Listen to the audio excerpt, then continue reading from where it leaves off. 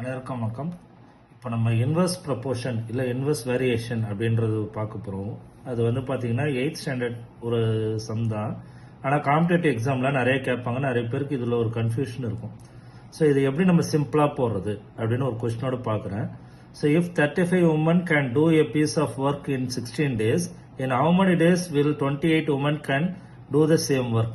So இது எப்படி inverse variation first identify பண்ணுறதுன்னா 35 men 16 நாளில் செய்கிறாங்க உமன்ஸ். ஸோ அதே 28 உமன்ஸ்னா இப்போ என்ன ஆகணும், உமன்ஸ் கம்மியாகும் போது டேஸ் அதிகமாகும். ஸோ இங்கே வந்து கம்மியாகுது, இங்கே அதிகமாகுது. ஸோ ரெண்டும் வேற வேற இருக்குன்னா அதுதான் இன்வெர்ஸ் வேரியேஷன்.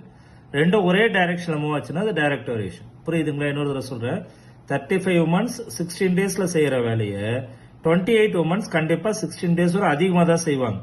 ஸோ அப்போ இங்கே டேஸ் வந்து அதிகமாகுது, உமன்ஸ் கம்மியாகுது. ஸோ அப்படின்னா இப்போ நான் 2 ஏரோ மார்க் போட்டிருக்கேன் பாருங்க. 35லேருந்து 28 இது டிக்ரீஸ் ஆகுது. அப்போ இது வந்து 16ஓட அதிகமாகணும். ஸோ இது ஆப்போசிட் டைரக்ஷனில் போட்டிருக்கு. ஸோ இதே டைரக்ஷனில் ஃப்ராக்ஷன் நீங்கள் எழுதிக்கணும். 35/28. இப்போ x/16, x மேலே நியூமரேட்டர்லையும் 16 டினாமினேட்டர்லையும் போட்டுக்கிட்டிங்கன்னா அப்போ x is equal to cross multiply பண்ணால் 35 × 16/28.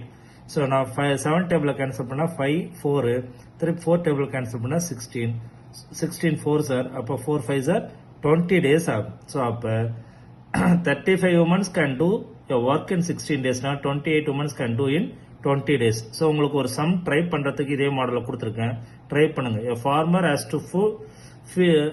to feed for 14 cows which can eat for 39 days. How many would the food last if 7 more cows added? So அப்போ 7 ஆட் பண்ணிருக்குன்னா 13, அதாவது ஏற்கனவே எவ்வளோ இருக்கு 14, 14ஓட 7 21 கவுஸ்க்கு எத்தனை நாள் அந்த சாப்பாடு வரும், அதுதான். ஸோ ஆன்சரை நான் உங்களுக்கு கொடுத்துருக்கேன். Try this. தேங்க்யூ.